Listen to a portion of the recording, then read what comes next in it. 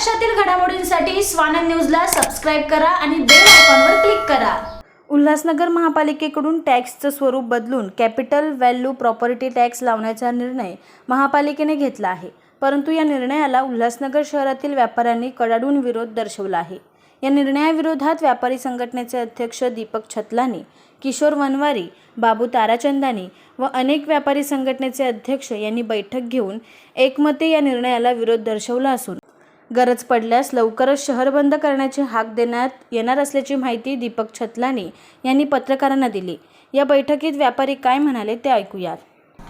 सिंधु नगर व्यापारी महामंडल जो सबसे पुरानी संस्था है शहर की, 5 नंबर की पूछ पंचायत शॉपकीपर एसोसिएशन जो है उसके अध्यक्ष किशोर वनवारी जी, सिंधु नगर व्यापारी महामंडल के अध्यक्ष सचानंद जी, महासचिव मेंगरा लुंड जी और उपाध्यक्ष बाबू ताराचंदानी जी, सब लोग यहाँ पर हैं। और यहाँ पर हम व्यापारियों ने एक मीटिंग की और इसमें यह फैसला किया है कि हम ये जो टैक्स का स्वरूप बदला जा रहा है उसका विरोध करते हैं।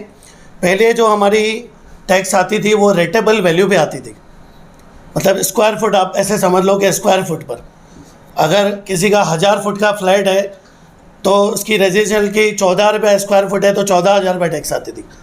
अभी उसको कैपिटल वैल्यू पे, सीवी शॉर्ट फॉर्म है उसका, कैपिटल वैल्यू पे किया गया है। तो रेडी रिकनर का जो रेट है, समझो अगर 40 लाख रुपया उस फ्लैट की वैल्यू है तो 0.91% उस पर टैक्स लगेगा। तो मतलब 36,000 से ज़्यादा वो टैक्स हो जाएगा। पानी का बिल मिलाएंगे तो लगभग वो 1% हो जाता है, 40,000 रुपया टैक्स आएगा जिसका 14,000 आता था।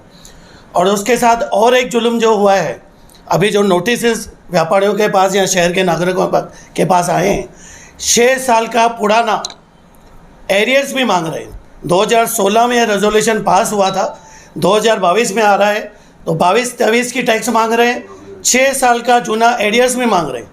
मतलब अगर 14,000 रुपये उसका टैक्स आना चाहिए वो 40 आएगा, तो 26,000 के हिसाब से 1,56,000 रुपया उसको जूना एरियर्स भी मांग रहे हैं। उसका मैं अपनी यूएसए जो मेरा व्यापारी संगठन है सिंधु नगर व्यापारी महामंडल की तरफ से और हमारे पूछ पंचायत शॉपकीपर पूरे शहर के ही व्यापारी हम लोग इसका विरोध कर रहे हैं।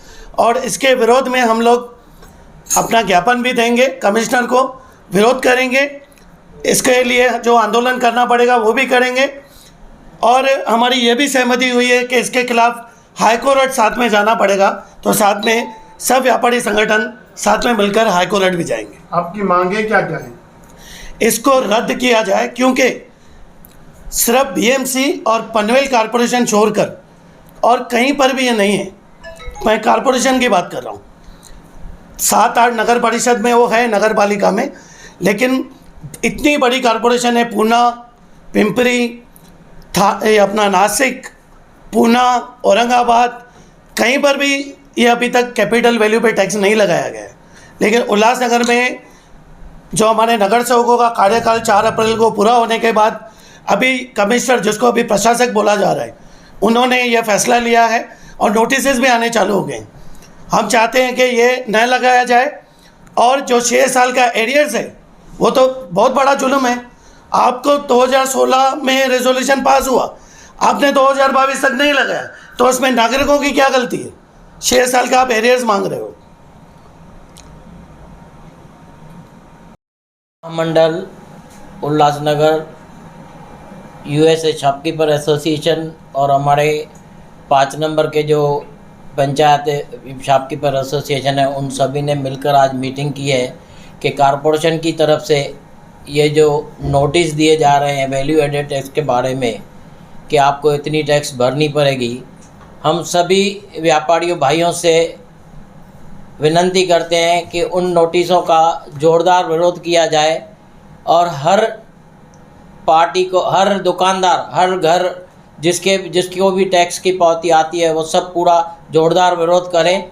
और हम भी साथ में चल के सब विरोध करेंगे। ज़रूरत पड़ी तो उल्लासनगर बेमुद्दत बंद किया जाएगा। व्यापारी महामंडल और दूसरी संस्थाओं से भी हम पूरा सहयोग लेने की कोशिश करेंगे। सबसे पहले जो हमारे दीपक भाई ने कहा कि ये 16 में बजट में ठहराव हुआ है, ठहराव नहीं हुआ है। जब बजट पास होती है उस टाइम एक लाइन लिख दिया गया है कैपिटल वैल्यू के हिसाब से लागू किया जाए। महानगर पालिका ने 6 बरस तक कैपिटल वैल्यू के हिसाब से नहीं लगाया, तो अब लगाने का कारण क्या है? नंबर 1। नंबर 2, अरियर्स सबके पास भेजने का क्या सवाल है? जब ये 2.5 बरस से कोरोना काल है, पूरी दुनिया 20 बरस तक पीछे चली गई है। आज लोगों को खाने के लिए नहीं है, लोगों ने कर्जे लिए हैं, लोगों घर से बाहर नहीं निकले हैं, धंधे खलास हो गए हैं। बेचारे हमारे जो सिंधी कम्युनिटी हो या कोई भी कम्युनिटी हो, वो लोग डेली मेहनत करके खाते हैं और चलाते हैं घर को, वो नहीं कर पाते हैं। तो ये कैपिटल वैल्यू के हिसाब से टैक्स क्या भर पाएंगे? और ये किसके लिए किया जा रहा है? किसको खुश करने के लिए किया जा रहा है? और कौन कर रहा है? इसके पीछे कौन है? जब इलेक्टेड बॉडी भी नहीं है, जब 5 बरस तक इलेक्टेड बॉडी थी 4 अप्रैल तक, तब ये इलेक्टेड बॉडी के सामने, जनरल बॉडी के सामने, यहाँ लगाने से पहले राजनीतिक लोगों से क्यों नहीं व्यापारियों की मीटिंग की गई? क्यों नहीं पॉलिटिकल नेताओं की मीटिंग की गई? क्यों नहीं इस पूरे शहरवासियों को कॉन्फिडेंस में लिया गया? क्यों बस ये औरंगजेब का ज़माना है क्या? बस जो चाह जब चाहा लागू कर दिया। तो इसका हम लोग विरोध करते हैं। आज हम लोग आपस में मिले हैं, इधर मिल गए हैं, कोई मीटिंग नहीं था, ये टेंटेटिवली जो हम लोग मिले हैं बात कर रहे हैं। और इसके साथ साथ ये किसी भी पार्टी वाइज कोई मुद्दा नहीं है, सभी पार्टियों को आगे आना चाहिए।